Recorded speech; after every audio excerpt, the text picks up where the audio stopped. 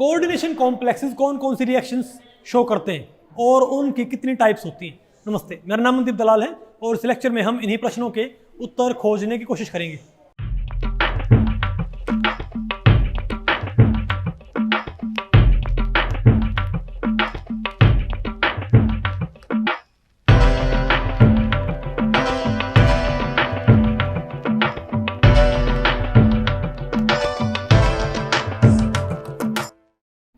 तो भाई अब हम क्या पढ़ते हैं बताओ, आज हमें क्या पढ़ना है? मेन रिएक्शंस ऑफ, भाई आज हमने चैप्टर नंबर 7 स्टार्ट करना है, ठीक है। बताओ इसका नाम क्या है? Reaction mechanism of coordination compounds या कोऑर्डिनेशन कॉम्प्लेक्सेस। भाई जो कोऑर्डिनेशन कंपाउंड्स या कोऑर्डिनेशन कॉम्प्लेक्सेस होते हैं उनका रिएक्शन मैकेनिज्म, ठीक है। बात यहाँ पर कौन कौन सी रिएक्शंस होती हैं और क्या उनका भी मैकेनिज्म होता है, ठीक है ना। हम ये सारा पढ़ेंगे भाई। तो इसमें पहला टॉपिक बताओ क्या है? हमें सबसे पहले बताओ क्या पढ़ना हमको? Main reactions of coordination complexes. भाई पहले टॉपिक का हमारा नाम क्या है? Main reactions of coordination complexes. तो भाई इस टॉपिक को हमने टोटल 2 सेक्शंस में डिवाइड किया है। तो पहले क्या? तो भाई मैं आपको बताऊं भाई, कोऑर्डिनेशन कॉम्प्लेक्सेस की 2 टाइप्स की क्या होती हैं रिएक्शंस। एक तो बताओ कौन सी होती हैं आपकी? सब्स्टिट्यूशन और displacement reactions in coordination complexes. और एक बताओ क्या होती हैं? Redox reactions in coordination complexes, ठीक है। तो पहले बताओ हम क्या पढ़ते हैं? सब्स्टिट्यूशन और displacement reactions in coordination complex. तो देखो बात ऐसी है, जो कोऑर्डिनेशन कंपाउंड्स होते हैं ना वो मेनली 2 टाइप की क्या करते हैं रिएक्शंस शो करते हैं। एक तो कौन सी भाई? प्राइमरी जो आपने पढ़नी है, बताओ कौन सी? एक तो डिस्प्लेसमेंट रिएक्शंस या सब्स्टिट्यूशन रिएक्शंस, और दूसरी क्या होती है आपकी? रेडॉक्स रिएक्शंस, ठीक है। तो भाई उनके बारे में डिटेल तुम आगे पढ़ेंगे। फिलहाल हम भाई एक बार इनका जस्ट ओवरव्यू ले लेते हैं, ठीक है ना, कि भाई सब्स्टिट्यूशन रिएक्शंस का मीनिंग क्या होता है भाई, ठीक है ना बात। तो यहां पर डिस्प्लेसमेंट रिएक्शंस का मीनिंग क्या होता है कि आपके पास कोई कोऑर्डिनेशन कंपाउंड है, समझ गए बात। तो उसमें कोई प्रीवियसली अटैच्ड लिगेंड वहां से टूट के अलग हो जाता है और कोई दूसरा ग्रुप वहां पर आके अटैच हो जाएगा। फॉर एग्जाम्पल अगर मेरे पास बताओ क्या है? Ma5L, ये कोई मेरे पास बताओ क्या? कोऑर्डिनेशन कंपाउंड यहां पर, और भाई इसमें हमने बताओ क्या मिला दिया? E। तो ये E बताओ क्या करे? इसको, इस L को यहां से डिस्प्लेस कर दे और बताओ क्या बन जाएगा हमारे पास? ये बोलो भाई, Ma5E प्लस में क्या हो गया? L। L का मतलब क्या है? लिविंग ग्रुप, और E का मतलब क्या है? Entering group. तो ये बताओ क्या हमारे पास है? डिस्प्लेसमेंट रिएक्शन, ठीक है बात। तो आपने भाई डिस्प्लेसमेंट रिएक्शंस का अपने मैकेनिज्म पढ़ना पड़ेगा कि इनका मैकेनिज्म क्या होता है। लेकिन भाई यहां पर जनरली मैं बोल लूं, और भाई एक तो क्या होते हैं ये ऑक्टाहेड्रल कॉम्प्लेक्सेस के अंदर। एक तो आपने डिस्प्लेसमेंट रिएक्शंस भाई किसकी पढ़नी है? ऑक्टाहेड्रल कॉम्प्लेक्सेस के अंदर, और एक भाई स्क्वायर प्लेनर कॉम्प्लेक्सेस के अंदर प्राइमरीली। बताओ क्या हो? ये क्या होंगे हमारे पास? Ma3L प्लस में क्या हो गया? E। बताओ क्या हो गया मेरे पास? Ma3E प्लस में क्या आ गया? L। तो ये तो क्या है? ये तो भाई लिगेंड डिस्प्लेसमेंट इन ऑक्टाहेड्रल, ये क्या है? Ligand displacement reaction in square planar complex. तो जनरली, तो भाई जनरली मैं क्या बोल सकता हूं? MAN भाई N 5 है, 3 है, और L प्लस में क्या आ गया? E। बताओ क्या बन गया मेरे पास? MANE plus L। तो ये हमारी क्या है? लिगेंड डिस्प्लेसमेंट रिएक्शंस, ठीक है बात। तो आपने भाई ये 2 कैटेगरीज में आपने इनको पढ़ना है। एक तो कौन सी? ऑक्टाहेड्रल कॉम्प्लेक्सेस में लिगेंड डिस्प्लेसमेंट, और एक भाई आपने भाई स्क्वायर प्लेनर कॉम्प्लेक्सेस में लिगेंड डिस्प्लेसमेंट, ठीक है ना बात। अरे बोलो भाई, और इसमें होगा क्या? इसमें भाई मैं आपको बताऊं, जैसे नहीं आपकी भाई लिगेंड जैसे आपकी भाई, अरे भाई आपकी जो सब्स्टिट्यूशन रिएक्शंस होती हैं ऑर्गेनिक केमिस्ट्री के अंदर, वहां पर क्या करता है? एक वीकर न्यूक्लियोफाइल को एक स्ट्रॉन्गर न्यूक्लियोफाइल क्या करता है भाई? रिप्लेस कर देता है ना। लेकिन वो वहां पर ये काम किसमें होता है? ऑर्गेनिक कंपाउंड के अंदर। लेकिन यहां पर तो क्या हो भाई? यहां पर एक स्ट्रॉन्गर न्यूक्लियोफाइल क्या करेगा? एक वीकर न्यूक्लियोफाइल को यहां से रिप्लेस कर देगा। बात आपको पहले पड़ी। लेकिन यहां पर एक काम किसमें होगा? मेटल कॉम्प्लेक्सेस के अंदर, ठीक है बात। अरे बोलो भाई, और सेकेंड टाइप की बताओ हमारी कौन सी रिएक्शन होती है? बताओ। Redox reactions in coordination complexes. भाई रेडॉक्स रिएक्शंस का मतलब क्या होता है? जिस तरीके से रेडॉक्स रिएक्शंस भाई सिंपल जो आपके क्या होते हैं एलिमेंट्स, उनके अंदर क्या होती हैं?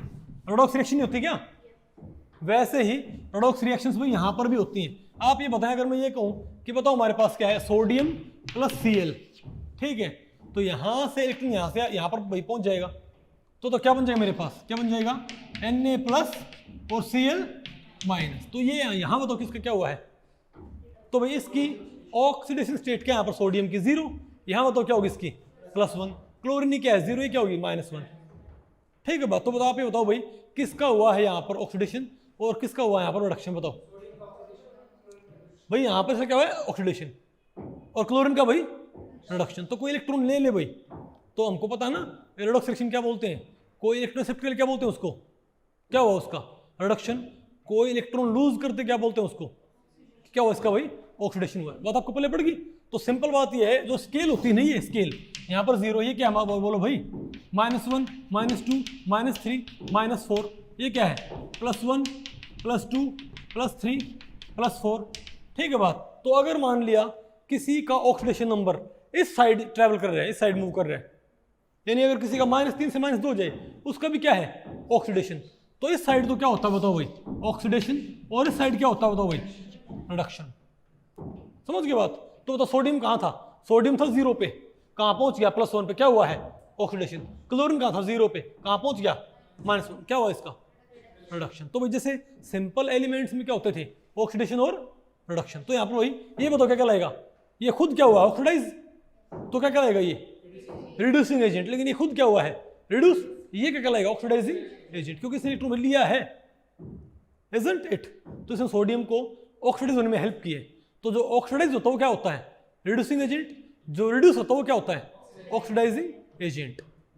समझ गए बात। तो जैसे आपके भाई सिंपल एलिमेंट्स में क्या होती हैं रेडॉक्स रिएक्शंस होती है ना, बोलो भाई, वैसे ही कॉम्प्लेक्सेस के अंदर भी क्या होती हैं रेडॉक्स रिएक्शंस होती हैं। लेकिन वही दिक्कत क्या है, यहाँ पर जो कॉम्प्लेक्स होते हैं, मान लिया हमारे पास क्या Ma5, बोलो भाई Ma5 हमारे पास तो क्या भाई कोई कॉम्प्लेक्स Ma5N+, Ma5N+ है भाई, इजंट इट।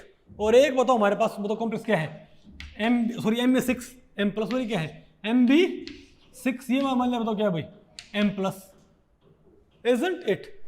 तो क्या हो जाएगा भाई, अगर इलेक्ट्रॉन यहाँ से यहाँ पहुँच जाए, तो जैसे इसने इलेक्ट्रॉन लूज किया था भाई, इसको मिल गया था, तो ये क्या होगा था 1+, ये क्या होता 1 माइनस, अगर इसने इलेक्ट्रॉन लूज कर दिया तो ये बताओ क्या बन जाएगा मेरे पास MaN, तो था ही हाँ N+1+, अरे बोलो भाई N+, अरे भाई N+ था, N+1+ नहीं हो गया यहाँ पर भाई, यानी यहाँ पर तो क्या हो भाई, और यहाँ पर तो क्या हो जाएगा, और ये क्या हो जाएगा Mb6M-1 हो जाएगा, इजंट इट। तो भाई यहाँ क्या है, लेकिन दिक्कत क्या हुआ, जैसे यहाँ पर भाई क्या हुआ है ऑक्सीडेशन, यहाँ पर क्या हुआ है रिडक्शन हुआ है, इस इलेक्ट्रॉन लूज के इलेक्ट्रॉन क्या गेन किया है, लेकिन दिक्कत क्या है भाई, क्योंकि यहाँ पर इस मेटल से इस मेटल तक इलेक्ट्रॉन जाना भाई इतना इजी नहीं, क्यों, क्योंकि इसको किसने सराउंड कर रखा है लिगेंड्स ने, इसको भी किसने सराउंड कर रखा भाई लिगेंड्स ने, इजंट इट। इसको भी लिगेंड्स ने सराउंड कर रखा है, इसको भी लिगेंड्स ने सराउंड कर रखा भाई। यहाँ पर क्योंकि सोडियम से क्लोरीन इलेक्ट्रॉन ट्रांसफर इजी भाई, क्योंकि न कोई घेरे नहीं हुआ भाई, लेकिन यहाँ पर इस मेटल को जिसने इलेक्ट्रॉन देना है उसको लिगेंड सराउंड किए हुए हैं, जिसने इलेक्ट्रॉन लेना है उसको भी लिगेंड्स सराउंड किए हुए हैं। तो भाई क्या इनको एक दूसरे से इंटरेक्ट करने में दिक्कत नहीं है क्या, क्योंकि लिगेंड्स एक तरह से भाई एक तरह से स्टेरिक्स क्रिएट नहीं हो जाएगा अब, तो इलेक्ट्रॉन्स को यहाँ से यहाँ पर जाने के लिए कोई खास क्या बोलते हैं रूट अख्तियार करना पड़ता है। समझ गए बात। तो दो मैकेनिज्म होते हैं जिनके जरिए इलेक्ट्रॉन यहाँ से यहाँ पर ट्रेवल कर सकते हैं, होता है आउटर स्फीयर, होता है इनर स्फीयर। इसीलिए हम क्या बोलते हैं भाई, इसीलिए इन रेडॉक्स रिएक्शंस को बांटने के, अरे भाई ये हमारे पास क्या है, ये क्या है सिंपल रेडॉक्स रिएक्शंस, ये क्या है रेडॉक्स रिएक्शंस किन की कॉम्प्लेक्सेस की। तो सिंपल रेडॉक्स रिएक्शंस के लिए कोई मैकेनिज्म की जरूरत नहीं होती भाई, लेकिन यहाँ पर क्या होता है मैकेनिज्म रिक्वायर्ड होता है। क्यों, क्योंकि मेटल्स को जिसने इलेक्ट्रॉन देना है और जिसने इलेक्ट्रॉन लेना है उन्हें लिगेंड सराउंड किए हुए हैं भाई, तो वो लिगेंड्स जो हैं वो मेटल्स को एक दूसरे से सीधे इंटरेक्ट करने नहीं दे, तो कोई ना कोई क्या चाहिए मैकेनिज्म चाहिए ना भाई, अरे बोलो भाई। तो इनको फिर दो तरीके से बांटते हैं इन रेडॉक्स रिएक्शंस को, एक तो बांटते हैं मैकेनिज्म इन्वॉल्व कि इलेक्ट्रॉन ट्रांसफर का मैकेनिज्म क्या है। तो भाई जैसे आपकी लिगेंड डिस्प्लेसमेंट रिएक्शंस थी, उनको मैंने मेनली दो कैटेगरीज में डिवाइड नहीं किया था क्या, कौन कौन सी भाई, लिगेंड डिस्प्लेसमेंट किसमें, ऑक्टाहेड्रल में, और भाई ligand displacement in square planar complexes. तो सिमिलरली भाई जो आपकी क्या हेरोडॉक्स रिएक्शंस कॉम्प्लेक्सेस की, इनको आप दो तरीके से डिवाइड करते हो, दो तरीके से आप इन्हें क्लासीफाई कर सकते हो। एक तो भाई क्लासीफाई कर सकते हो किसको आधार मान के कि मैकेनिज्म कौन सा है, इलेक्ट्रॉन ट्रांसफर में मैकेनिज्म कौन सा इन्वॉल्व है, इसके आधार पे भाई आप इनको बांट सकते हो। और एक भाई जो मेटल है वो सेम है कि डिफरेंट है। अगर ये भी आयरन और ये भी क्या है आयरन, बात आपको पहले पड़ी भाई, नहीं बात आपको पहले पड़ी, या फिर ये आयरन और ये क्या हो कोबाल्ट, यानी दोनों मेटल सेम है कि डिफरेंट है। तो इनको बांटने में क्या होता है, दो तरीके। एक तो कौन सा, तो रेडॉक्स रिएक्शंस को स्टडी करने क्या होते हैं, दो तरीके, दो तरीके से इनको आप क्लासिफाई करते हो। एक तो किस बेसिस पे, मैकेनिज्म इन्वॉल्व के बेसिस पे, और एक मेटल सेंटर इन्वॉल्व। ठीक है, तो मैकेनिज्म इन्वॉल्व के बेसिस पे वो तो कैसे बांटते हैं, बोलो भाई। देखो यहाँ पर ये हमने एक इलेक्ट्रॉन ट्रांसफर रिएक्शन शो कर रखी है यहाँ पर, नजर आया आपको, अरे बोलो ये क्या है, आयरन 2 और आयरन स्टार क्या है बताओ 3 में, इलेक्ट्रॉन यहाँ से यहाँ पर चला गया, आयरन तो क्या हो गया 3, आयरन स्टार कहाँ चला गया 2 में। नहीं बात आपको पहले पड़ी क्या, इसका क्या हो गया ऑक्सीडेशन, इसका क्या हो गया रिडक्शन। तो आप ये बताओ भाई, तो बताओ हम क्या बोलेंगे, रेडॉक्स रिएक्शंस को बांट सकते हैं मैकेनिज्म बेस्ड और भी सेंट्रल एटम बेस्ड। तो मैकेनिज्म बेस्ड कैसे बांटते सभी रेडॉक्स रिएक्शंस को, दो कैटेगरीज में बांटेंगे, आउटर स्फीयर या इनर स्फीयर मैकेनिज्म। ये मैकेनिज्म क्या होते हैं ये आपको आगे डिटेल्ड में आपको पढ़ने को मिलेंगे, समझ गए बात। दूसरा बताओ क्या होता है सेंट्रल एटम बेस्ड, अगर सेम सेंट्रल एटम हो तो क्या बोलते हैं उनको, सेल्फ एक्सचेंज रिएक्शन या इलेक्ट्रॉन एक्सचेंज रिएक्शंस, और डिफरेंट मेटल सेंटर में क्या बोलते हैं उनको, क्रॉस रिएक्शंस। समझ गए बात, यानी अगर यहाँ भी कौन है आयरन, यहाँ भी कौन है आयरन, क्या बोलेंगे इसको सेल्फ एक्सचेंज। नहीं बात आपको पहले पड़ी क्या, अरे बोलो भाई।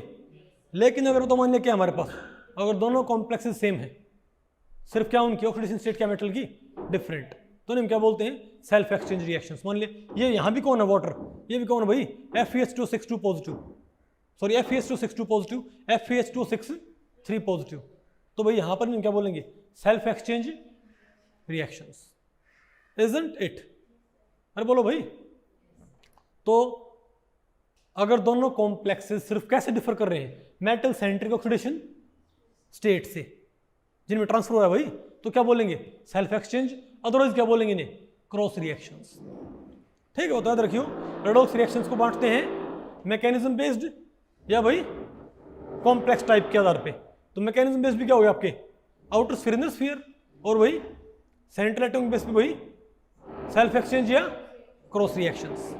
ठीक है ना, अरे बोलो भाई। ठीक है, अब बताओ, अब एक क्वेश्चन इसके ऊपर तो क्या है, the number of types of redox reactions of coordination compounds on the basis of mechanism is. ये बताओ मैकेनिज्म के बेसिस पे कितनी कैटेगरीज में इनको बांट सकते हैं हम भाई, 1 3 2 4, बताओ भाई कौन सा भाई, दो बताओ ना आपको, मैंने आपको पढ़ाया था भाई, बताओ कौन कौन सी, outer sphere and inner sphere, that's it. तो भाई इस लेक्चर में इतना ही। अगर इस लेक्चर के बारे में आपके कुछ प्रश्न या सुझाव हैं तो आप मुझे नीचे कमेंट सेक्शन में पूछ सकते हैं, मैं उनके उत्तर देने की पूरी कोशिश करूंगा। तो भी ठीक है, मिलते हैं अगले लेक्चर में, तब तक के लिए नमस्ते।